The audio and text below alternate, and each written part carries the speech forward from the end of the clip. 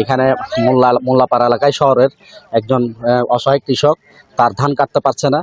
তো সাথে সাথে আমরা কি করেছি, আমরা রাঙ্গামাটি জেলা ছাত্র দল দ্রুত সিদ্ধান্ত নিয়ে আমরা চেষ্টা করেছি। আজকে সকালে রাঙ্গামাটি জেলা ছাত্র দল এবং আমাদের অন্যান্য নেতৃবৃন্দ যারা আছে শহর কলেজ থানার, তারা সকলে মিলে আজকে আমরা এই ধান কাটায় অংশগ্রহণ করেছি, যাতে অসহায় কৃষকরা তারা যাতে চাষের ক্ষেত্রে আরও বেশি উৎসাহিত হয়। আপনারা জানেন তারেক রহমান ইদানিংকালে আপনারা দেখেছেন কৃষির দিকে বেশি ফোকাস করেছে, পাশাপাশি খাল খনন থেকে শুরু করে যেসব কার্যক্রমগুলো আছে সেগুলো তো ফোকাস করেছে।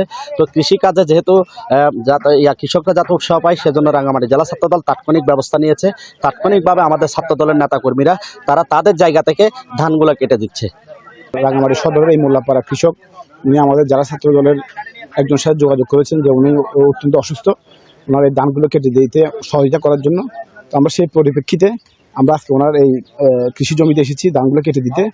তো আমরা অলরেডি আমাদের 10টি উপজেলায় সকল ছাত্রদল নেতাকর্মীকে আমরা নির্দেশনা দিয়েছি যাতে তারা তাদের নিজ নিজ উপজেলায় এই ধরনের অসহায় কৃষকের পাশে তারা দাঁড়ায়।